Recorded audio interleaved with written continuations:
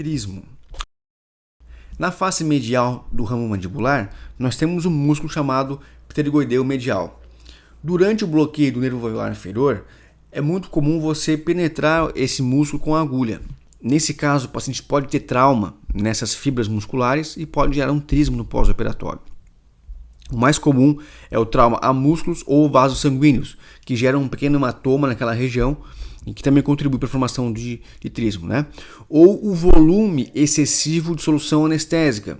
Pensa comigo, eu já vi relatos de dentista que foi fazer bloqueio alveolar inferior e administrou 5 tubetes. Imagina, 5 tubetes, isso dá quase 10 ml de solução. Imagine você pega uma seringa de 10 ml, olha a quantidade de solução que você tem ali. Então é muito volume anestésico que acaba distendendo tanto o tecido mucoso como muscular e o que também gera uma agressão e consequentemente gera um trismo no pós-operatório. Tá ok?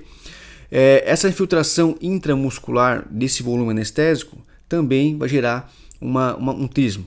Exemplificando, quando você toma uma injeção intramuscular no teu músculo deltoide, por exemplo, o teu músculo fica sensível, né? Fica dolorido 1-2 dias depois. Você tomou uma vacina, que é uma agulha pequena e um volume de solução também bastante pequeno. O teu músculo fica um pouco dolorido depois, isso é normal. A mesma coisa a infiltração no músculo pterigoideu medial. O paciente pode ter um pouco de trismo em virtude desse músculo ficar dolorido, tá? Isso é uma coisa normal de acontecer. Apesar de não ser comum, pode acontecer. E o principal problema que eu vejo é quando você usa a agulha várias vezes e você gera uma danificação, forma como se fosse um anzol a ponta da agulha, né? Então pensa como nessa imagem aqui, ó. Esse anzol, quando você recua a agulha, ele vai trazendo todas aquelas fibras musculares e vai rompendo tudo, pequenos vasos sanguíneos. Então também propicia o desenvolvimento de hematomas e consequentemente trismos, né? Após fazer a punção e tocar a agulha com o osso, sempre faça o teste, né? Sempre que houver um enroscamento da sua agulha no tecido da gaze, sempre você tem que substituir a agulha, tá, pessoal? Sempre. Isso é uma coisa muito importante. Nesse trabalho foi avaliado que em 100 agulhas utilizadas, 60% das agulhas apresentavam farpas, né? Então é aquela coisa, o dentista vai anestesiando e não tem o hábito de trocar a agulha após algumas punções, né? Então isso é um problema que pode acontecer e que é muito fácil de ser evitado, né? É só você trocar a agulha.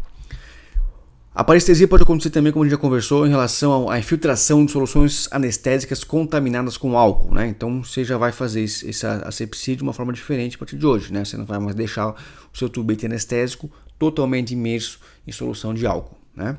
Então como evitar o trismo, né? Usar agulha descartáveis afiadas e estéreo, obviamente, né? Hoje em dia não se usa mais agulha reutilizável.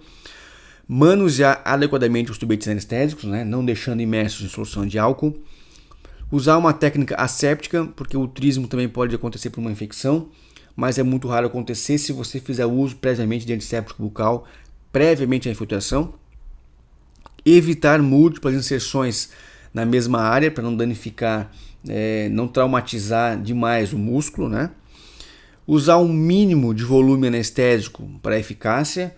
O bloqueio do nervo alveolar inferior, ele é feito, na maior parte das vezes, com apenas um tubete anestésico, tá? E não com 3, 4 ou 5.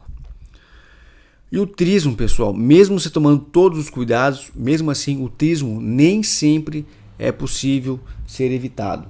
Então, se acontecer com você isso amanhã ou depois, mesmo você tomando todas aquelas precauções, sabe que isso é normal. Você precisa explicar ao paciente que isso é normal.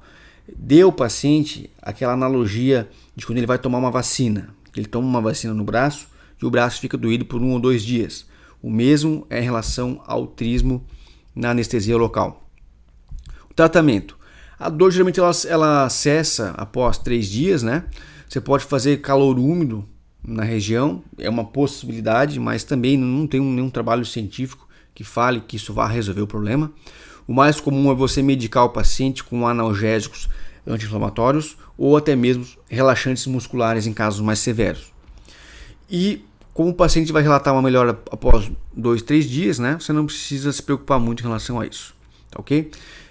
Infecção é algo muito raro, porém caso aconteça, você vai ver lá que tem supuração, né? Aí você vai administrar antibiótico. Mas isso aqui é uma coisa extremamente rara de acontecer.